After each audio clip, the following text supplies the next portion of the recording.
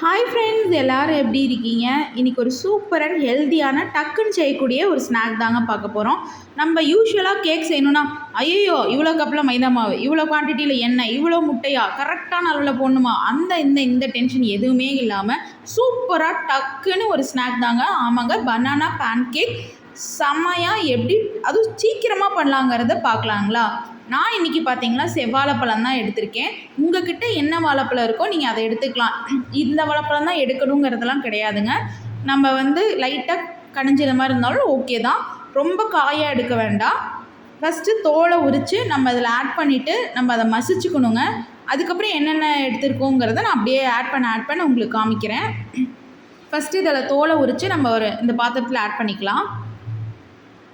பாருங்கள், தோலை உரிச்சு நான் ஆட் பண்ணிக்கிட்டேன். நான் எடுத்துருக்க குவான்டிட்டிஸ்க்கு இதை ஆட் பண்ணியிருக்கேன். உங்களுக்கு இன்னும் நிறைய குவான்டிட்டி வேணுன்னா பனானா கொஞ்சம் சேர்த்த மாதிரி ஆட் பண்ணிக்கோங்க. இப்போ இதை நல்லா ஸ்மாஷ் பண்ணிக்கலாம்.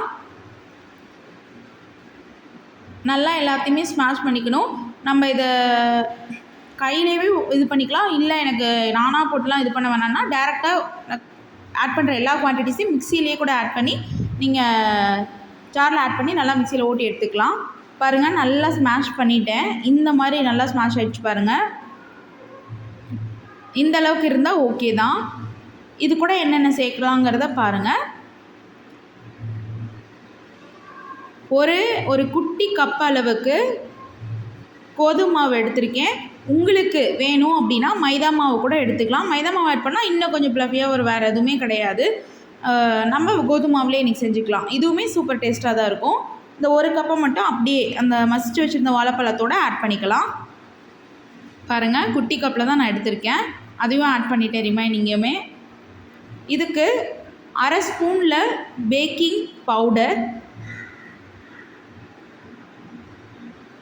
ஒரு 1/4 ஸ்பூனுக்கு பேக்கிங் சோடா, இது கூட அந்த ஸ்மெல்லை சூப்பராக காட்டிக்கிறதுக்காக நம்ம வெண்ணிலா எசன்ஸ் எடுத்துக்கிறோம். உங்களுக்கு வேணாம் அப்படின்னா ஸ்கிப் பண்ணிடலாம். ஒரு 3 ட்ராப்ஸ் அளவுக்கு தான் நான் ஆட் பண்ணிக்கிறேன். ரொம்ப ஆட் பண்ணிக்கல. பாருங்கள், ஒரு 3 ட்ராப்ஸ் அளவுக்கு தான் நான் ஆட் பண்ணியிருக்கேன். இது கூட நான் சுகருக்கு ப்ரௌன் சுகர் எடுத்திருக்கேன். கரெக்டாக ஒரு 2 ஸ்பூன் ஆட் பண்ணிக்கிறேன். உங்களுக்கு வேணும் அப்படின்னா ஒயிட் சுகர் கூட நீங்கள் ஆட் பண்ணிக்கலாம். இப்போது கொஞ்சமாக சால்ட்டு, உப்பு எடுத்துக்கலாம். பாருங்கள், உப்பு கொஞ்சமாக ஆட் பண்ணியிருக்கோம். இது கூட எந்த டைப் ஆஃப் பால் வேணால் இருக்கலாம். நான் இன்றைக்கி ஆரோக்கியம் தான் இருந்துச்சு எடுத்திருக்கேன். கொஞ்சமாக பால் ஆட் பண்ணி நம்ம பேட்டரை ரெடி பண்ணணும். ரொம்பவே ஊற்றிட்டிங்கன்னா ரொம்ப தண்ணியாட்டம் ஆகிடும். அப்படி இருக்கக்கூடாது. கொஞ்சமாக ஆட் பண்ணி பாருங்கள், இந்த மாதிரி பேட்டர் ரெடி பண்ணிக்கோங்க. எப்பயும் நம்ம கோதுமை தோசை ஊற்றுறதுக்கு ஒரு பேட்டர் வச்சுருப்போம். அதை விட கொஞ்சம் திக்காக இருக்கணும். புரியுதுங்களா? ரொம்ப அதாவது சாதாரணமாக கோதுமை தோசைக்கு எந்த பேட்டர் வச்சுருப்பீங்களோ அந்தளவுக்கு வச்சிட்டிங்கன்னா அது நல்லா இருக்காது. நல்லா பஃபியாகவும் வரும்.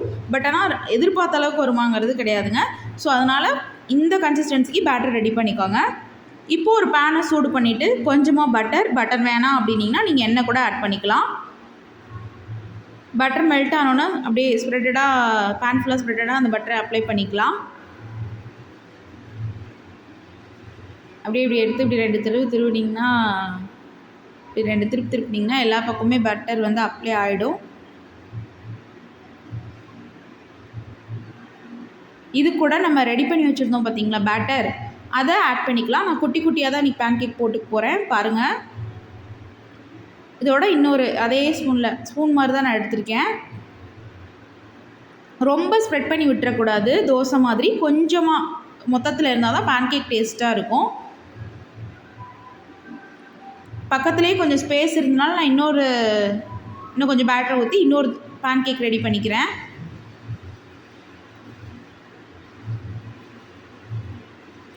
லைட்டாக அமுக்கி விட்டால் போதும். ரொம்ப ஸ்ப்ரெட்டடாக அப்ளை பண்ணி விடணும்னு கிடையாது.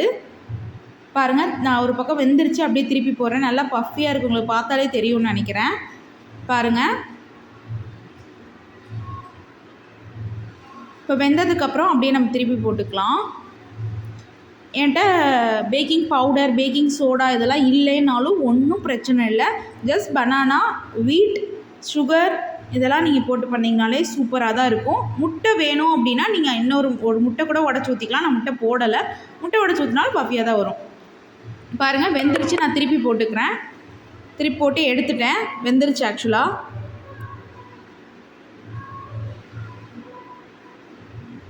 இப்போ இது மேலே அப்படியே நான் வந்து பதஞ்சலி ஹனி தான் எடுத்திருக்கேன். அப்படியே ஆல்ரெடி இதில் ஸ்வீட்னஸ் இருக்கும். பட் குழந்தைங்க வேணும் ஆசைப்பட்றாங்க, எனக்கு கொஞ்சம் ஸ்வீட் வேணும் அப்படின்னா அப்படியே இந்த ஹனியை மலைச்சாரல் மாதிரி அப்படியே எல்லா பக்கமும் அப்ளை பண்ணி விடுங்க. அப்ளை பண்ணி விட்டு அப்படியே சர்வ் பண்ணுறதுனால பண்ணலாம், கொஞ்சம் பட்டர் வச்சு சர்வ் பண்ணுறனால பண்ணலாம். இந்த மாதிரி கண்டிப்பாக எல்லாத்துக்குமே பிடிக்கும். சட்டுன்னு சூப்பராக ஒரு பேன் கேக் ரெடி பண்ணிடலாம். எப்பயுமே ஒரு சாதாரணமாக கேக் ரெடி பண்ணுற கண்டிப்பாக டைம் தேவைப்படும். இதுக்கு அப்படி கிடையாது. டக் டக் டக் டக்னு எல்லாத்தையும் சீக்கிரம் செஞ்சிடலாம். கண்டிப்பாக எல்லாருமே ட்ரை பண்ணுங்கள். ட்ரை பண்ணிட்டு எப்படி இருந்துச்சுங்கிறத கமெண்ட் பண்ணுங்கள். மறக்காமல் என்னோடய வீடியோவை சப்ஸ்கிரைப் பண்ணுங்கள் ஃப்ரெண்ட்ஸ். ஷேர் பண்ணுங்கள், லைக் பண்ணுங்கள், கண்டிப்பாக கமெண்ட் பண்ணுங்கள். மறக்காமல் எல்லோரும் சப்ஸ்கிரைப் பண்ணுங்கள் ஃப்ரெண்ட்ஸ். தேங்க்யூ.